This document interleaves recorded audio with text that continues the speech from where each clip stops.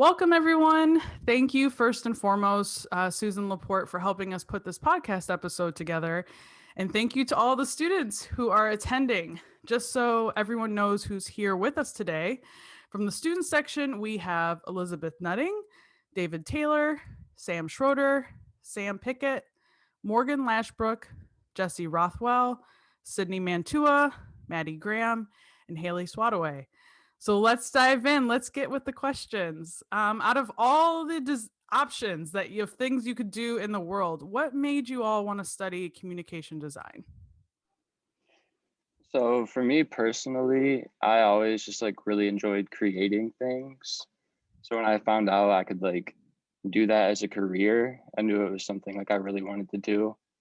And I also think we could all agree that it's just a very rewarding career to know that you can make a positive impact on the world around you through design. Yeah. Perfect. Love that. So this project is an exciting opportunity for all of you. So what drew you into getting even more excited and wanting to dive into this collaborative branding partnership with the Grosse Pointe Chamber? I think what made it the most exciting is kind of this aspect that we have a real client and real people that we're working with instead of having to make up an audience or something like that. For a lot of projects, we often have to research a potential client or a potential kind of person we want to make the project for. But with this project, it's like a real thing and real people we're working with, and that was really exciting. Yeah, I know I could speak on behalf of the chamber.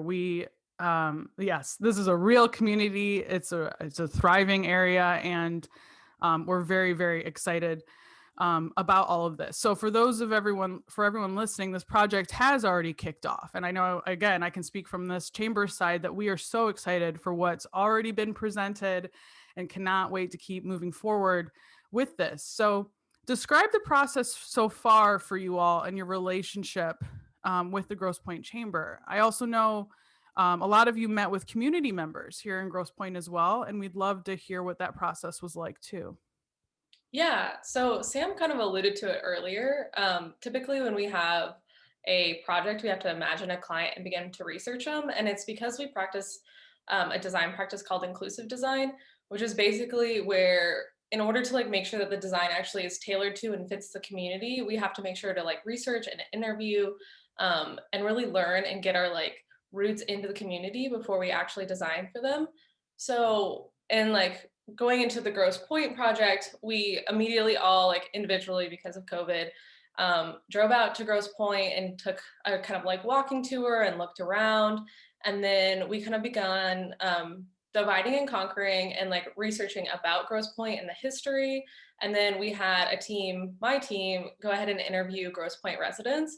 And so far it has been an incredibly pleasant experience. The chamber hooked us up with some residents, and then we've gone off on our own and tried to talk to some more people.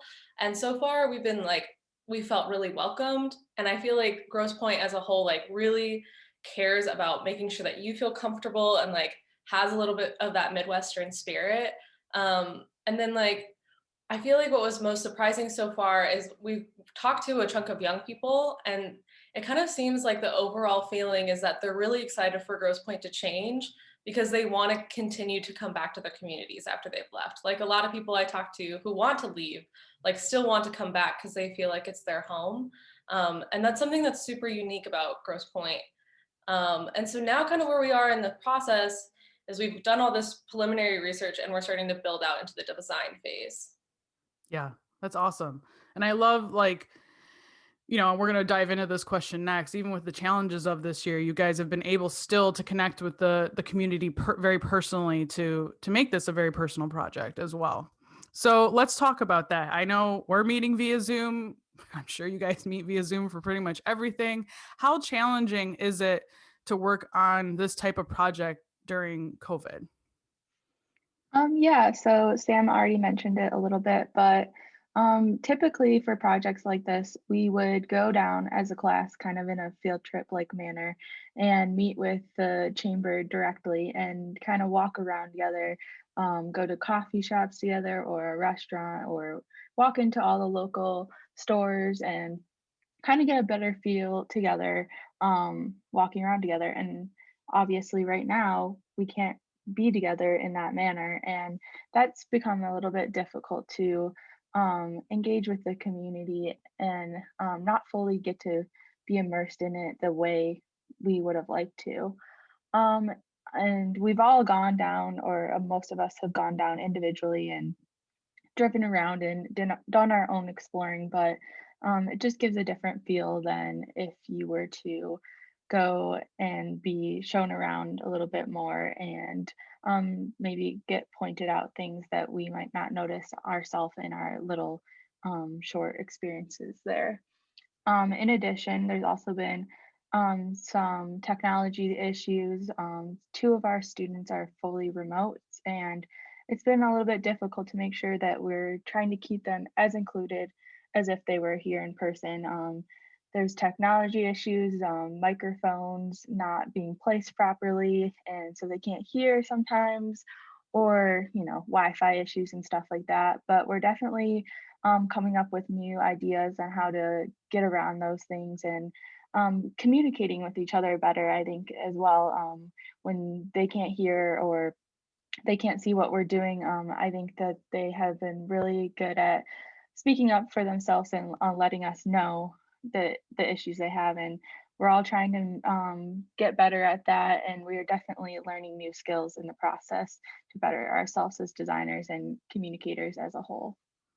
That's awesome. I know it's a challenge, but you guys, especially even from our perspective, you're killing it. You're doing good, even with all of it.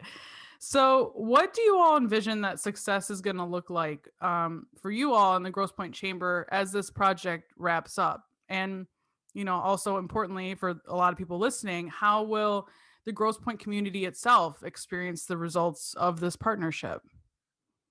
Yeah, so we think that success for us and the chamber during this process will kind of be a solution that aligns with both the chamber and the community, because I think the community is equally as important as the chamber in this process, and we kind of want to make sure everyone feels seen and heard and excited about the future of Grosse Pointe. We also think like one of the main aspirational goals of the chamber was to kind of bring all of the points together. At this point in time, they kind of act separately. So I think the chamber can be a great resource for all the points and all the businesses of Grosse Pointe in general to kind of unite and come together. Yeah. Absolutely. Yeah, if there's one thing that, relating back to the last question, that we really learned during COVID is that communication is necessary, especially over a large area with a lot of people coming together. And there's a lot of different aspects when it comes to branding that are not just the visible aspects that people see, like the logo or the typography, which is stuff that we do focus on and when creating a brand. But there's other things like the mission or the ethos of a brand, which is how the brand communicates with its audience to bring new people in and make the community feel comfortable with it and just be open and available and approachable to everybody in the community. And that's our goal. We want the Grosse Pointe Chamber to be open and approachable and available to people coming in and people who are still in the community. Yeah, absolutely. Well, thank you all. We students, all of you, I appreciate you taking the time to chat with us here on the GP Chamber Chat. And for those listening, get ready because exciting new things are just on the horizon. Thank you all.